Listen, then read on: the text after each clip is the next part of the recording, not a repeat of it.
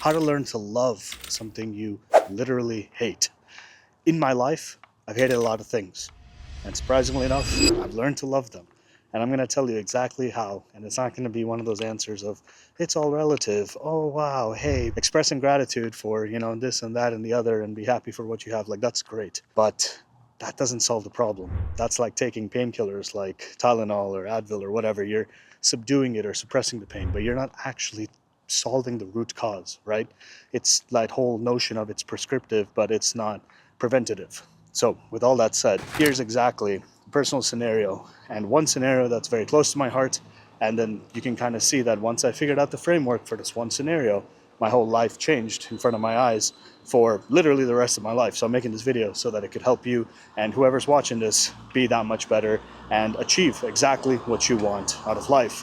So with that, let's get straight into it. When I graduated college, I had a couple internships under my belt. And what that meant was I basically was like, all right, I cannot see myself working for 40 years in this type of cubicle or this type of scenario, and it's going to make no sense for me to do this type of thing. And I was like, okay, back then I was younger, maybe you could say less responsibility, right? I definitely had my goal, my why, but as you get kind of older, if you have certain ethics or morals or just who you are, right, you may want to say, hey, I want to earn resources, in other words, money, because money is a tool, and I want to use this tool to augment whether it's your personal lifestyle or if you identify with, hey, you may have kids, pets, dogs, wife, this and that and the other. And just depending on the type of person you are, do you want to be the one who's the breadwinner, basically? Or do you want to be the opposite, where it's not a bad thing, right? It's about what value are you bringing that isn't basically pure cash, right? It could be, hey, you have great qualities that you can take care of the future kids with, dogs, pets, maybe if you're into the status, ego, I call it the ego because there's like that whole like elite class, like, oh, she's a trophy wife and all that stuff. Like, that's fine, right? There's value everywhere. Each person can give value. Value is what I perceive or what you perceive from us seeing each other, and then not just like outside, but also like the bigger picture. So all that said, right? That context basically gives us that, okay, I hated working basically. And as immature as for some of it may sound, at the same time, my why wasn't strong enough back then to tell me that, yeah, this is worth it. And if I really think about it, it's not that my why wasn't strong enough, but it's acknowledging that if you literally don't acknowledge how strong that why is, then your why could be like, hey, if I push this button, I will save world hunger, right? Imagine there's a button you could do that. I'm not saying you can't, but I'm also saying that if that's all you needed to do, don't you think that it's literally worth this pressing the button to be that much more basically beneficial to the human race or society or planets as a whole, right?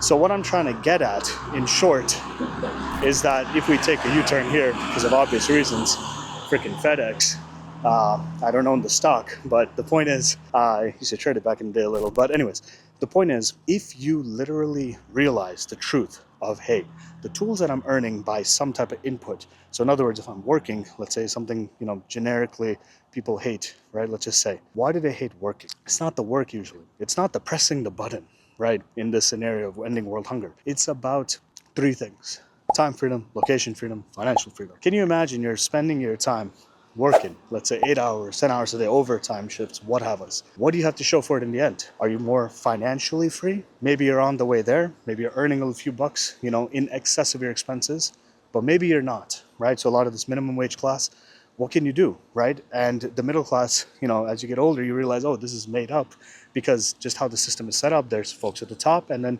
everyone who works for the people at the top. And then there was a new top, in other words, like a middle layer called the middle class, right? So when you know this is important, because financial freedom basically is not meant to come through trading your time for money. There's a reason they call a job JOB, just over broke. There's a reason, I'm not trying to be that funny, but corporate, if you pronounce it corporate, right? So like you kind of remain poor, right? So all these kind of, whatever popular phrases out there, the reason it's important is if you're not getting financially freer, then are you freeing up more time by doing what you're doing today? And at the time, I only saw a 40-year path of being in a cubicle. And I was like, all right, well, my time's sucked up when it's sunny outside, when it's probably the healthiest time to be out and the most fun and blah, blah, blah. So I'm not even getting my time kind of freedom. And there's a counter argument, right? People will say, oh, but you have your evenings free, you have your weekends free. But for me, I was like, dude, what? And this is where the book $1 Million Fast Lane by MJ DeMarco, beautiful book. He basically was like, humans are crazy. I mean, obviously we're into the system and the system teaches us like this, but it's like, dude, who trades 5 days of, working for 2 days of freedom? And, just that ratio, right? You're trading 5 for 2, basically. Wouldn't you want it the other way? And maybe I'm realizing this is maybe from the 4 Hour Work Week, the book, awesome book as well by Tim Ferriss. The point is, instead, it's not like, only work 4 hours and the rest of your life is amazing, right? Because it comes to time freedom, financial freedom, and location freedom. So if you only work a minimal amount, but you have to be on site in this, middle of nowhere, remote area or whatever, right? Imagine you're the richest person, right? So look at oil riggers. They make, let's say, 200K a year or something, right?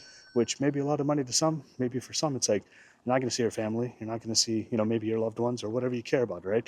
If you're single and your whole life is such, you can make a ton of coin, but at the same time, you probably don't need to work 40 years too. If you just look at like just common sense of not just spending money you're making, but if you know how to like be financially independent, retire early, just, living off the dividends, or what is retirement? It's nothing but giving you money slowly.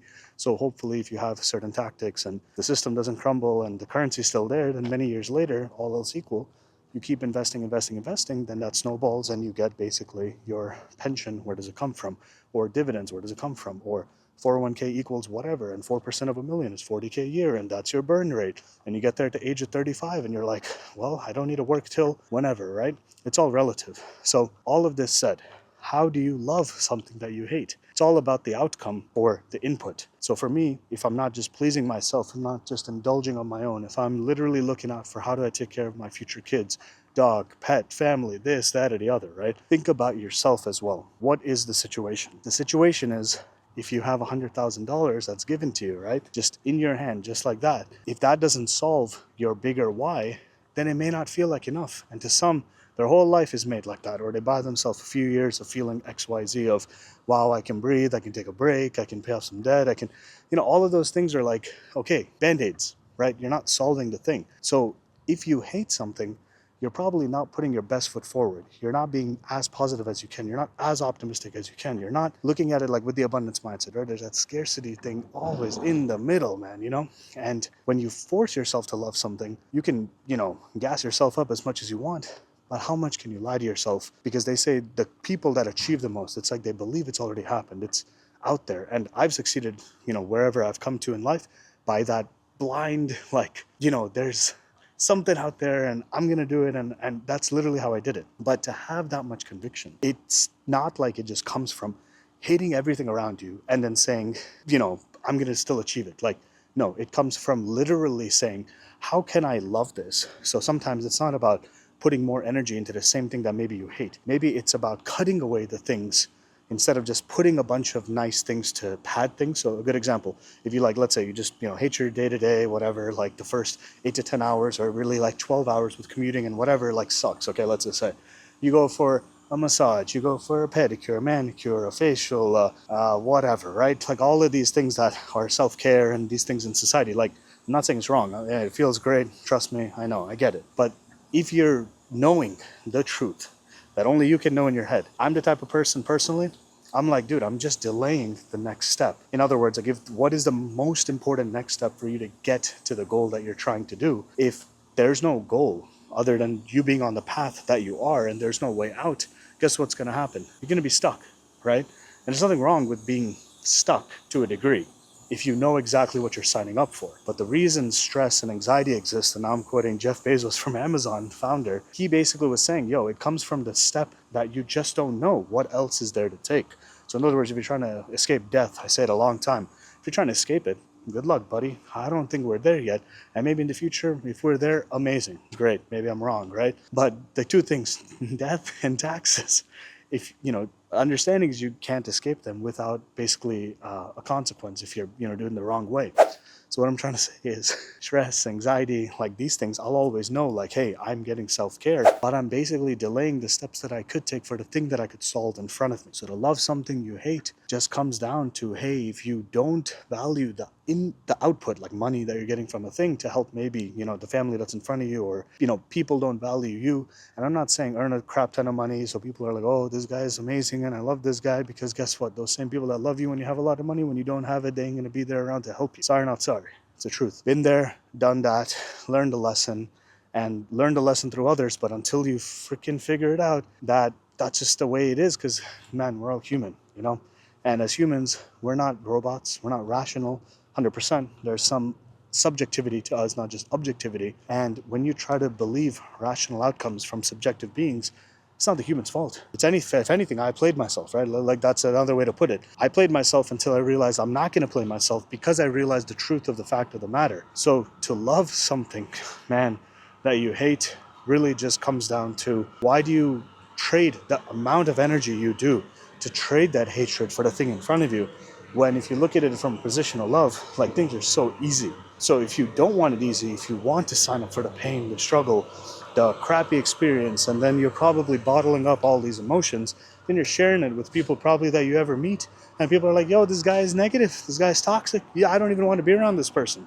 So where's the value at? It's basically saying that if you hate something, it's like, don't even hate. Like, that sounds like common sense, but don't hate. And then if you can only love, it's like happiness. How do you feel happiness? If you're happy all the time, what in the world is happy? You know, if you're not sad, you really don't know what the other side is. So in the beginning of this video, I did say, hey, be gracious for what you have, and it's all relative. And I'm not going to give you that answer. So I agree. That is not the answer. The answer is, throughout the whole process of this video, of understanding, hey, if I hate something, why am I doing it? If I'm doing it, financial freedom, time freedom, location freedom, are any of them being solved for? And if they're not, then you're wasting your damn time, is what I think. So concentrate on understanding that, hey, maybe you're on this path now. Maybe you're stuck today. Acknowledge it, but understand, what is the next step? Is there a bigger goal? Is there a new goal? Is there a way out of this? And a lot of people, sorry to say this, they, commit the unthinkable because they think there's no way out. And so I'm sharing this message to say, there's always a way out, because the truth of the matter is, nothing's real. Money, credit, all this is nonsense. It's not real.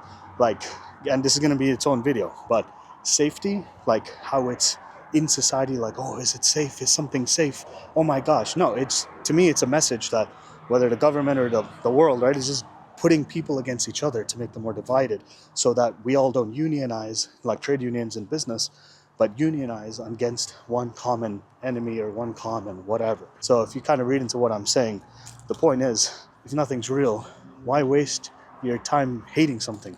Why do you get paid to do the thing, to take on stress? Yeah, if you do, then that's your choice. But generally, no, man, you're not getting more for, taking on stress. It just happens to be a stressful situation for many people. So then there's a certain market rate for whatever the heck you're doing in your day-to-day. So with that, if you came this far, subscribe, because we're releasing more videos like this, and I hope there's value. Give me the comments in the comments below of how I can do a better job to add more value out to all of us. And with that, thanks for coming to the end. Peace.